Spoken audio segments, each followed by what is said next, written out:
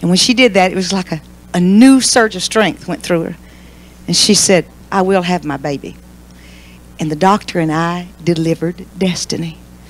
And she came out on the bed, turned over, looked around as if to say, hello, world. And it was awesome. It was quite awesome. I had to finish that story. You would have never liked me anymore. We need to look more really about the opening of the mouth. How many times have we said something tacky to a friend, to our husband, to our kids, that we just wish, oh, if I could just take it back.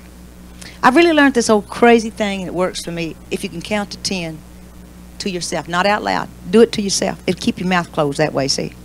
Really do that and think about it and weigh your words, because that's something you just cannot take back anymore. And by the way, girls, men love it when women know how to shut up. When women don't dominate a conversation and walk into the room and every woman knows there that she's the big mouth and she will dominate every conversation. You can't talk about anything that she hasn't done. You can't talk about anything bad that hasn't happened to her or anything good. It's really too bad. It's good to be ears sometimes and just be classy ladies, right? Take that home and kind of chew it around. You'll like it better as it grows on you. Okay. And on her tongue is the law of kindness. Good word. She watches over the ways of her household. I won't have time to go into all of this. Just do read it again when you get home. And does not eat the bread of idleness. That's heavy. Idleness has caused more problems in the home with women than anything I know. Idleness causes you to be sloppy and lazy, uncaring, ungroomed, idle to do nothing. So you've got to be motivated to do something. I mean, find something you like to do. And anytime you can't find something you like to do, corny as it may sound to some of y'all, this is what you need to be doing. You might be a great artist, you don't know that. You might be really good at cooking, you just haven't really tried a lot. You might just be a designer, you could model clothes. You might be a great hairstylist, you don't really know.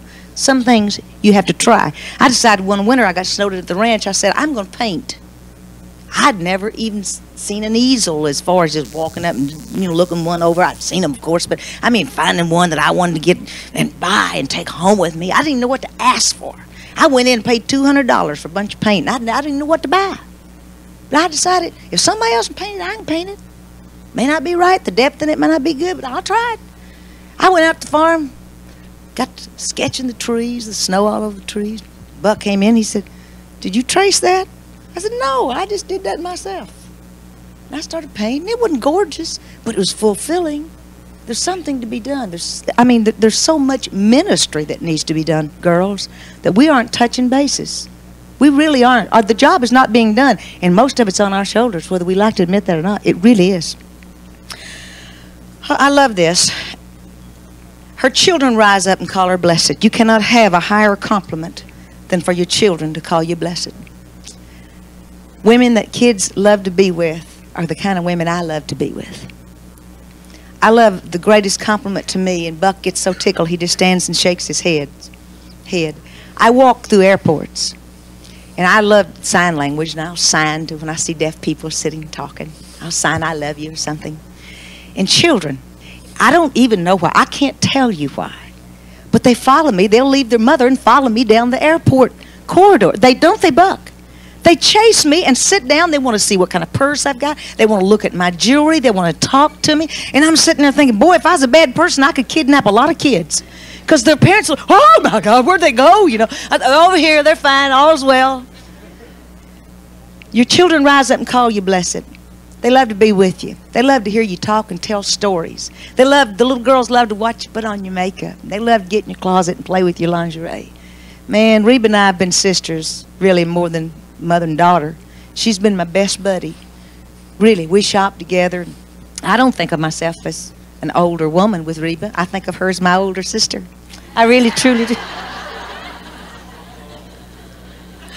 But you got to know I was just barely 17 when she was born. She's been raising me. Now you go to figuring up all the dates, and you go off and tell I'm 52. I swear you lied. But But I think Reba likes to be with me. I love to be with my mother. My mother was illiterate, but she was smart. She didn't have an education, maybe second grade school, but she was a very smart lady, and she was a great storyteller. She really was. As I grew older, there was a spirit of mother of sadness because she'd gone through so much that I found myself not having as much fun being with her as I realized why she was so sad, you see. And it wasn't a whole lot of fun. But there isn't a child in our family that wouldn't rise up and call my mother blessed, because they saw her do without. They saw her work with needles and thread. They saw her cook food, oh, the finest cook you ever saw. Their house, you could eat off her floors. It was so clean. And I looked at my mother and I thought all the poor, poverty-stricken areas we came through without anything.